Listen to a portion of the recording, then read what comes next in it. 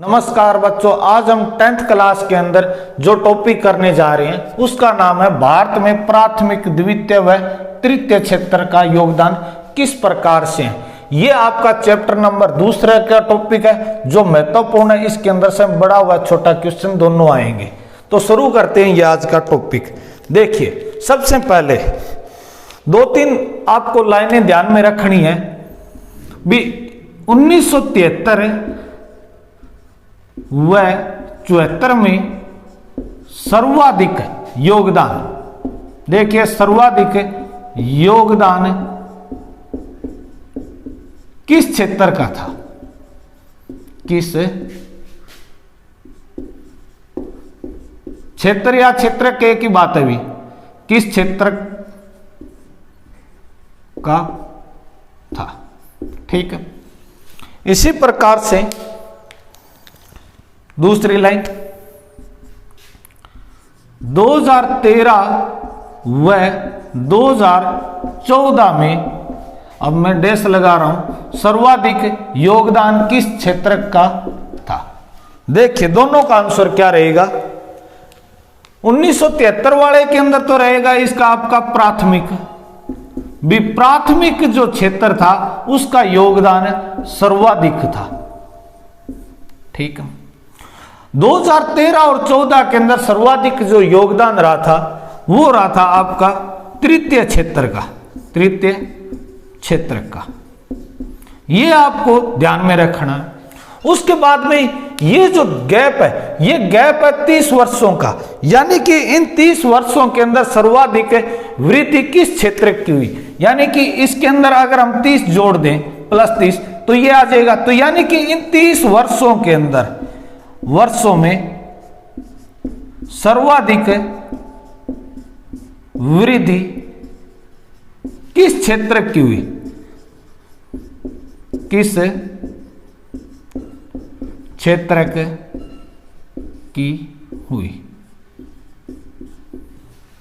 तो इसका आपका आंसर रहेगा वो भी तृतीय क्षेत्र रहेगा।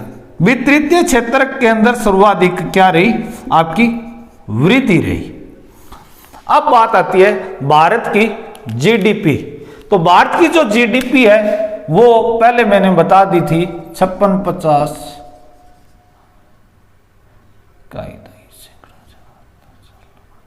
10 लाख। ठीक है, 56,50,000 करोड़। ये क्या है, भारत की जीडीपी है। जीडीपी आपको ये ध्यान में रखना। एक क्वेश्चन, 2, 3 और ये 4 क्वेश्चन आपके लिए छोटे छोटे एग्जाम की दृष्टि से महत्वपूर्ण है।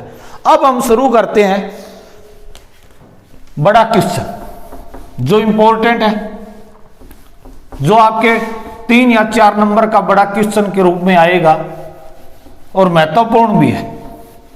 अगर आपने उसको समझ लिया तो ये मान के चलिए आपने 3 या 4 क्वेश्चन हल कर लिए। प्रश्न किस प्रकार से रहेगा,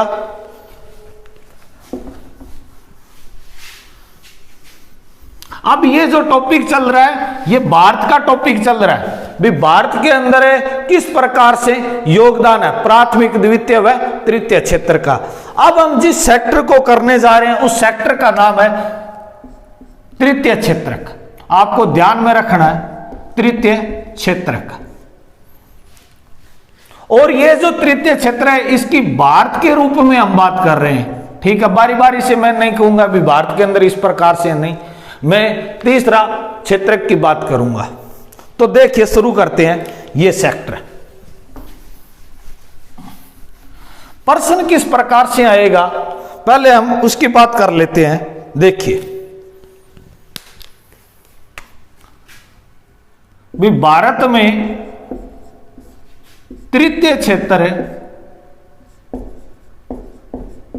क्षेत्र के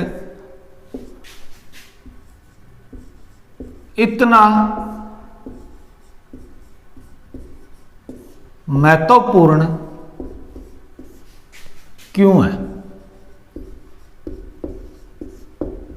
क्यों है। ठीक है, पहली बात एक तो ये आपका क्वेश्चन हो गया। एक इस प्रकार से क्वेश्चन भी तृतीय क्षेत्र है, तृतीय क्षेत्र के अन्य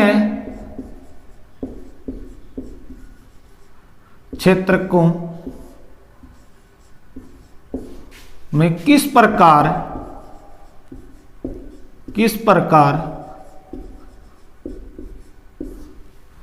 सहायक या सहायता करता है।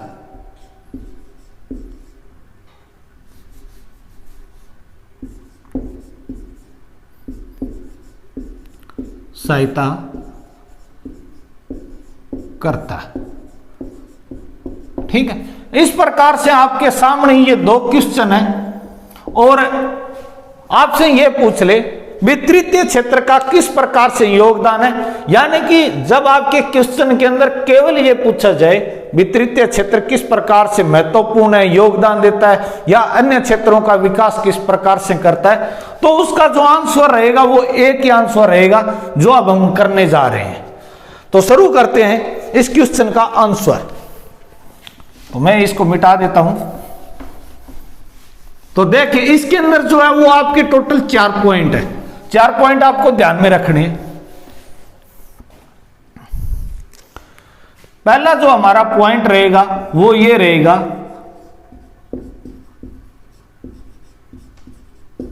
बुनियादी सेवाएं,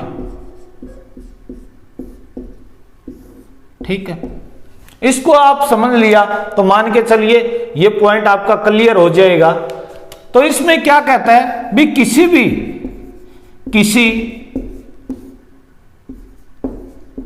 देश के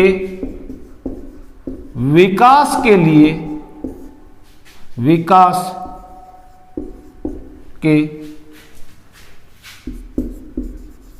लिए कुछ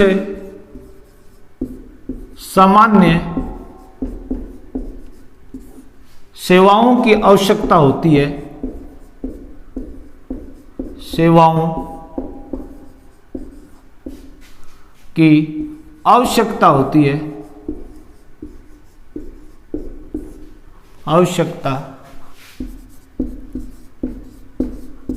है, उसे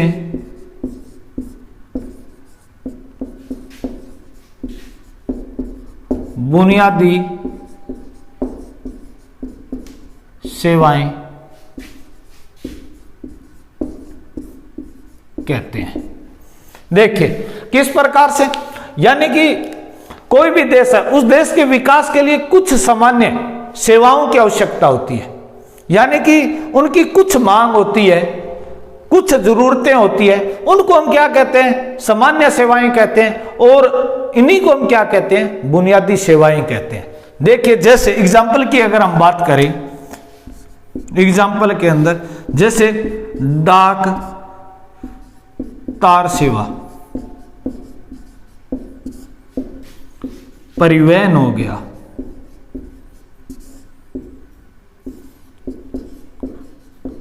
बीमा हो गया, इसके अलावा जैसे कचहरी हो गई, यानी कि तहसील हो गई, कचहरी। तो इस प्रकार की ये जो सेवाएं हैं ये क्या होती है, बुनियादी सेवाएं होती है जिनको व्यक्ति को चाहिए, और ये जो व्यक्ति के विकास के लिए सहयोग करती है, जिससे व्यक्ति का जो सामान्य जो जीवन है वो इन सेवाओं के माध्यम से चल सके। ये हमारा पहला पॉइंट था। अब हम बात करते हैं दूसरे पॉइंट की।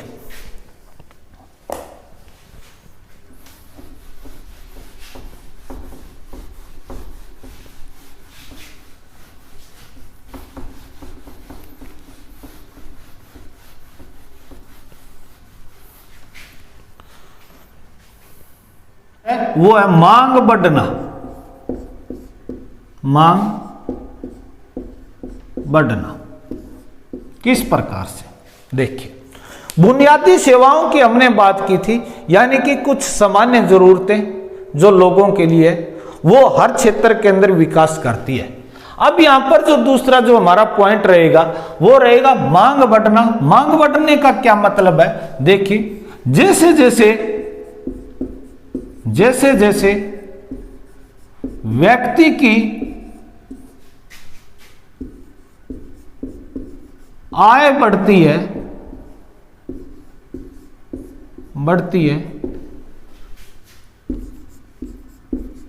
वैसे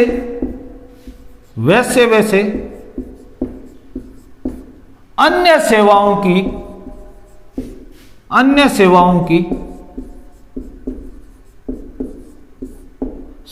की मांग बढ़ने लगती है। मांग बढ़ने लगती है। जैसे अगर हम जैसे की बात करें तो यहां पर निजी विद्यालय,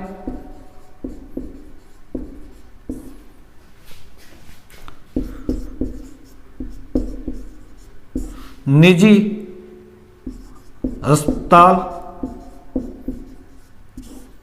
इसके अलावा बात करें रेस्तरां, पर्यटन, इस प्रकार से। कहने का मतलब क्या है इसका भी, जैसे जैसे लोगों की जो आय बढ़ती है, ये जो आय बढ़ती है तो आय बढ़ेगी तो सिंपल सी बात है भी लोगों की मांग बढ़ेगी, यानी कि जरूरतें और ज्यादा बढ़ेगी। जब जरूरतें बढ़ेगी तो वो कहेंगे भी हमें और ज्यादा सेवाएं उपलब्ध करवाएं। तो इस प्रकार से उन सेवाओं के ऊपर जो आधिपत्य होता है वो किन का होता है? निजी होता है, खुद का होता है। जैसे निजी विद्यालय हो गया, निजी अस्पताल हो गया, रेस्तरां हो गया, यानी कि ये आपका जैसे रेस्टोरेंट वो हो गया, पर्यटन हो गया। इसके अलावा और बात करें शॉपिंग मॉल हो गया,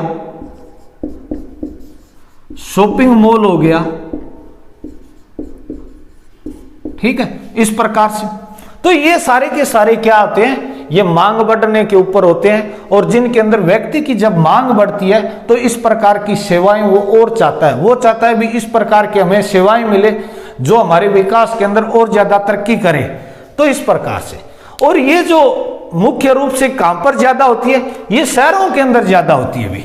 इस प्रकार का जो विकास होता है वो कहां पर ज्यादा होता है? वो शहरी क्षेत्र के अंदर सर्वाधिक होता है।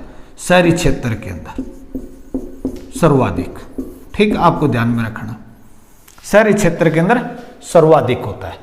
अब हम बात करते हैं तीसरे पॉइंट की।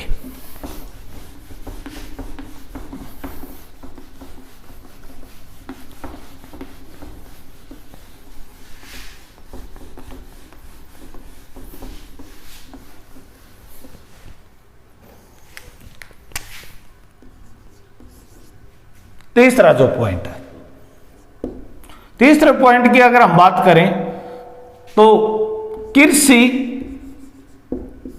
व उद्योगों के विकास के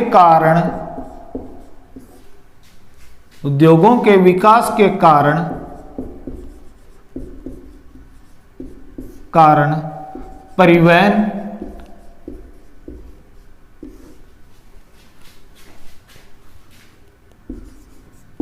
भंडारण, ये स्टोरेज होते हैं भी, भंडारण व व्यापार जैसी सेवाओं का विकास हुआ,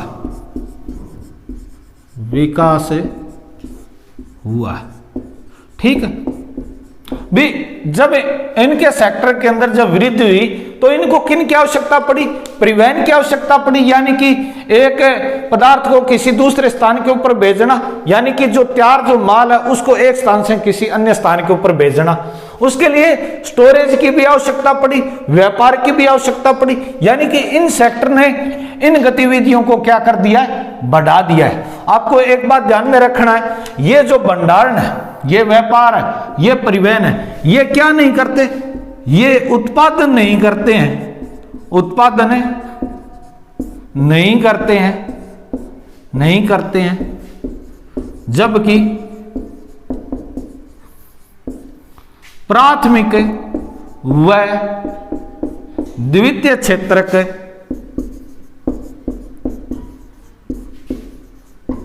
के विकास में सहयोग करते हैं या सहायता करते हैं। ठीक है, ये इनकी फीलिंग ले सकते हैं। जैसे हम सड़क के ऊपर चल रहे हैं, मतलब भी हम आनंद ले सकते हैं, भी सड़क के ऊपर गड्ढा नहीं है, बड़ा आरामदारी से चल रहे हैं। तो इस प्रकार से यानी कि ये फीलिंग वाले होते हैं जो तृतीय जो आपका क्षेत्र होता है। और ये जो तृतीय जो क्षेत्र होता है इसे ही हम क्या कहते हैं, सेवा क्षेत्र भी कहते हैं, सेवा क्षेत्रक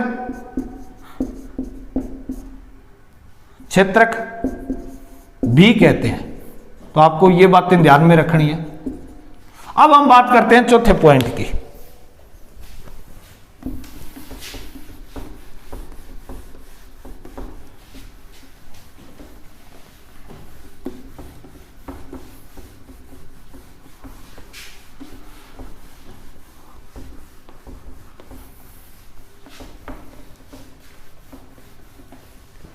चौथा जो पॉइंट है आपका वो इस प्रकार से है, सीधे लाइन के अंदर लिखा रहा हूं। सूचना व संचार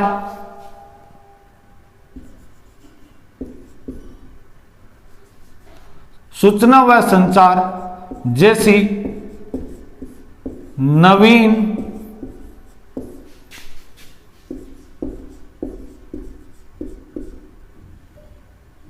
नवीन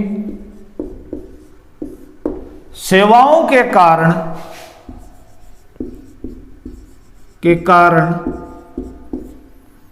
प्राथमिक व द्वितीय क्षेत्रक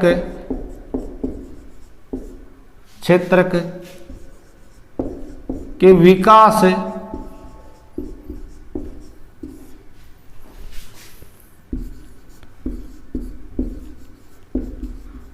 में वृद्धि हुई है।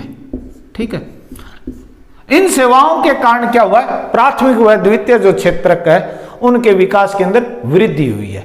तो ये आपका क्वेश्चन था जो महत्वपूर्ण था। ये बड़ा क्वेश्चन भी आ सकता है। ठीक है, 3 या 4 नंबर का। अब हम देखते हैं नेक्स्ट क्वेश्चन किस प्रकार से रहेगा। ये तृतीय क्षेत्र का है, यानी कि तृतीय जो क्षेत्र है जो हम सेवा क्षेत्र की बात कर रहे हैं उसी का ही प्रश्न रहेगा। किस प्रकार से, इस प्रकार का प्रश्न रहेगा। प्रश्न आप ये नोट डाउन कर सकते हैं। अधिकांश लोग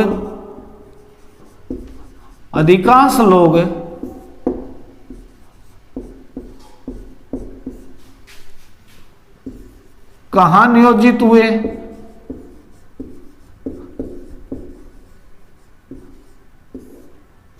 यानी कि तृतीय क्षेत्र की ये बात कर रहा है। ठीक है, तृतीय क्षेत्र की भी अधिकांश लोग तृतीय क्षेत्र में नियोजित हुए हैं। इसी प्रकार से तृतीय क्षेत्र में जो लोग नियोजित हुए हैं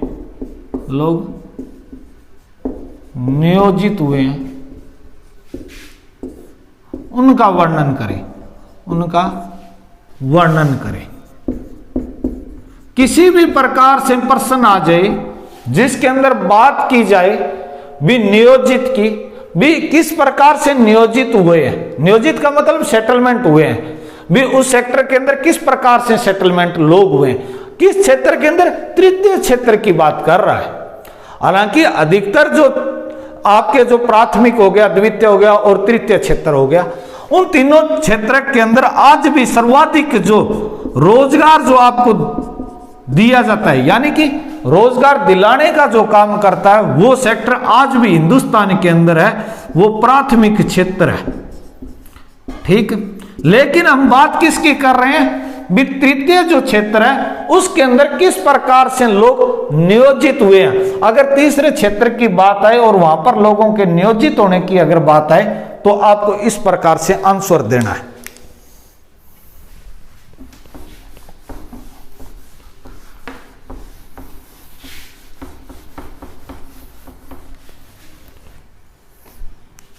नियोजित आ जाए,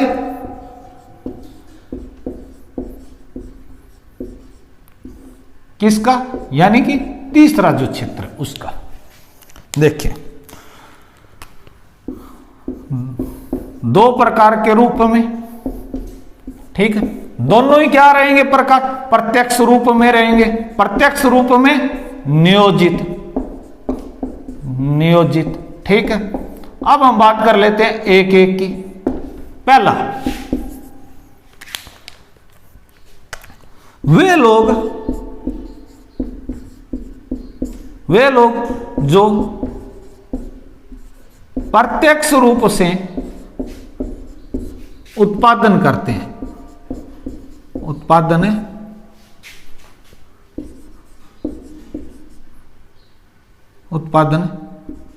करते हैं, ठीक है, उत्पादन करते हैं। वे लोग जो प्रत्यक्ष रूप से उत्पादन करते हैं, जैसे बीमा, परिवहन, संचार, इस प्रकार से जितने भी आप चाहो एग्जाम्पल आप दे सकते हो। कोई जरूरी नहीं भी जो मैं बता रहा हूं वही आप एग्जाम्पल दें। दूसरी लाइन देखिए, वे लोग जो प्रत्यक्ष रूप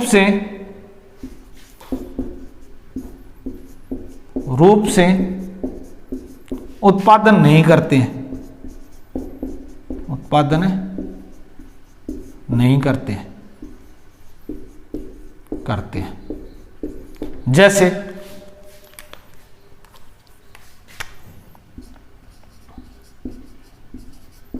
अध्यापक हो गया, धोबी हो गया, यानी कि ये सेवाएं देते हैं, सिर्फ उत्पादन नहीं करते। नाई हो गया, मोची हो गया, इसके अलावा वकील हो गया, ये सारे के सारे आपके क्या रहेंगे, उत्पादन नहीं करते हैं प्रत्यक्ष रूप से। तो एक तो जिसके अंदर उत्पादन करने वाले हैं, एक जिसके अंदर उत्पादन नहीं करने वाले। ये तृतीय क्षेत्र के अंदर दो प्रकार के इस प्रकार के क्षेत्र जिनके अंदर लोग सेटलमेंट हुए हैं, एक तो उत्पादन करने वाले के अंदर और एक उत्पादन नहीं करने वाले के अंदर। आज का जो हमारा जो टॉपिक था वो यही था, तृतीय क्षेत्र के बारे में था, जो हमने ये टॉपिक पूरा कर लिया है, जिसके अंदर पहले मैंने 3-4 लाइनें आपको वन लाइनर के रूप में बताई थी, उसके बाद में क्वेश्चन के रूप में, और कहां पर नियोजित हुए ये आपको मैंने बता दिया सारा का सारा पूरा डिटेल के अंदर। इस और एक बात और, इसमें से आपके प्रश्न जरूर आएगा, तो आप इसको नोट डाउन कर सकते हैं। तो वीडियो अगर आपको अच्छा लगा हो तो इसे लाइक, शेयर व कमेंट जरूर करें, और चैनल के ऊपर अगर आप नए हैं तो सब्सक्राइब करें। जय हिंद, जय भारत।